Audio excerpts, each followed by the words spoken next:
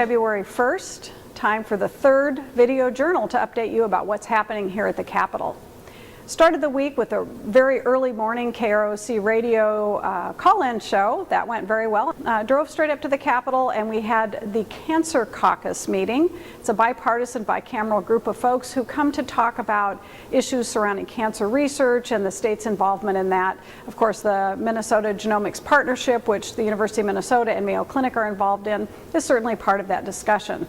Also, Hormel Institute, which is a world-renowned cancer research facility, has a bonding bill that we talked about, and hopefully we'll see some interest and perhaps even be on that final list of bonding bills that we're going to be voting on this session. So that was kind of nice. We've also had two floor sessions, one going on right now. I've just stepped off the floor for a moment to say hello to you. We'll get back to that. And we're dealing with 4 bills today, I believe, on tort reform, having to do with the courts and small business. Additionally, the Health and Human Service Committees, the Higher Ed Committee, and the K-12 Policy Committee, in addition to a very quick Rules Committee, met this week. One of the bills that might be of interest to those of you interested in education has to do with some changes following the new teacher evaluation process being put in place right now at the state and was passed last year, as a matter of fact. The next step had to do with some changes in seniority, and so there's interest, I think, among community members and even some education groups about how should we evaluate teachers and how should that decision about layoffs occur. And unfortunately, we are at a time, because of the lack of funding in education, that too many districts are having to lay off teachers. As a result of this bill, should it pass and be signed by the governor, not only would seniority be taken into account, but also a small part on student performance and also evaluations of the teachers.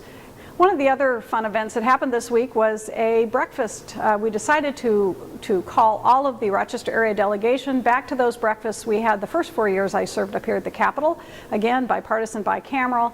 I sent out an invitation, and I was pleased to see that the very busy Senate Majority Leader, David Senjum, showed up for that breakfast along with my roommate up here at the Capitol and other Rochester legislator, Tina Liebling. So the three of us had a great breakfast together. We discussed the bills that are of concern, bonding bills that are of concern to Rochester, as well as just some other legislation concerning Hiawatha Homes, the disabled community, Apple Tree Dental, and a potential bill for the judiciary to put an additional judge in Olmsted County, and a number of other bills and issues of importance to Rochester. So it was a great meeting. It was so useful to the three of us that we decided to call another one next week.